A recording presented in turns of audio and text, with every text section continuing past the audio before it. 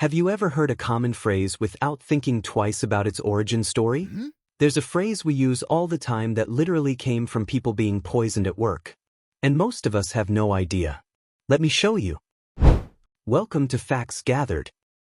In the 18th and 19th centuries, fashion carried real weight. Literally and socially. Felt hats were not optional. Across Europe and North America, a man's hat announced his status, respectability, and place in society. Stepping outside without one was considered improper. To be well-dressed meant being properly hatted. This demand created an industry, and one American town would come to define it. Danbury, Connecticut became known as the hat capital of the world, and according to local legend, it all began with one man, Zadok Benedict.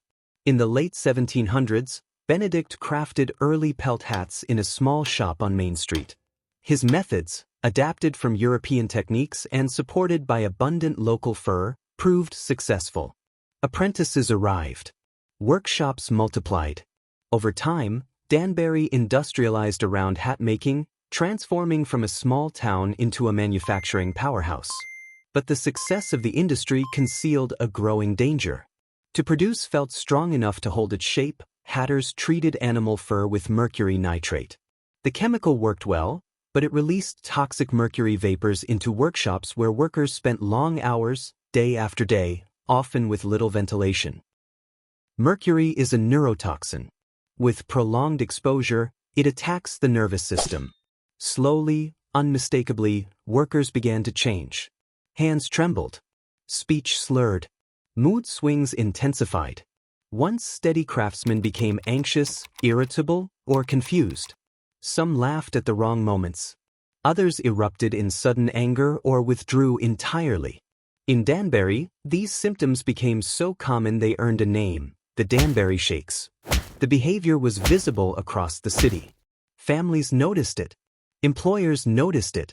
Yet for decades, the cause remained unaddressed. The industry was profitable, and mercury was considered essential. As hat production expanded, so did the human cost. Workers were often labeled unstable or eccentric, their suffering dismissed as personal failure rather than occupational poisoning. But pressure slowly mounted, especially from the Hatters Union, which demanded accountability. Finally, in 1937, the U.S. Public Health Service conducted a formal investigation into the hatting industry. Their findings confirmed what workers had long suspected: chronic mercury exposure was responsible for the tremors, behavioral changes, and neurological damage. The madness wasn't imagined. It was manufactured.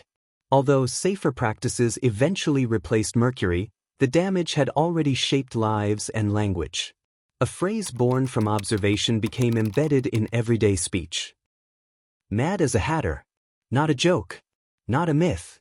But a reminder that progress often hides its costs, until it can no longer be ignored. Did you like this video and would you like to see more? Leave a like, hit subscribe, and we'll see you on the next one.